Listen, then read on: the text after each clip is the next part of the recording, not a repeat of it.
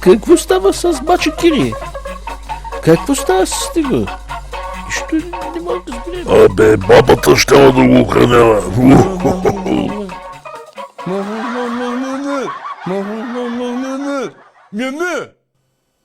Ей! Как ще ми... Нищо да се включа. Бабата се разприказа. Пи 50 грама ракия, дойди смелостта. Аз някак си само, ако може, нали, да помоля Радостин Василев да не те съблича гол. Защото единственото, което ще направи да увеличи женската аудитория и да не ми създава проблеми, нали, да трябва да ходя да пазя от сегателства. Да, ако може, нали. Веригата да я оставя, ама да не те съблича гол. Да. Колкото и да пищи, за него шоуто те първа предстои.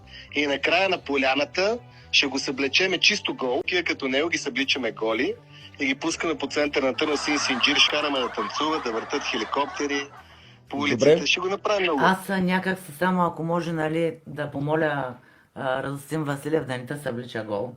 Защото единственото, което ще направи да увеличи женската аудитория и да не ми създава проблеми, нали, да трябва да ходя да пазя от сегателства. Да.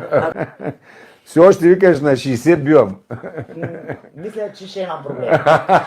Ти ще имаш проблем. Ами ще трябва да преохранявам. Да подкрепим предложението на Министерството на отбраната и Генералния щаб да бъде въведена частична мобилизация. Частична мобилизация за охрана на Кирчо. И повтарям, става дума само за частична мобилизация. Ами ще трябва да преохранявам. Веригата да я оставя, ама да не те съблича. Да.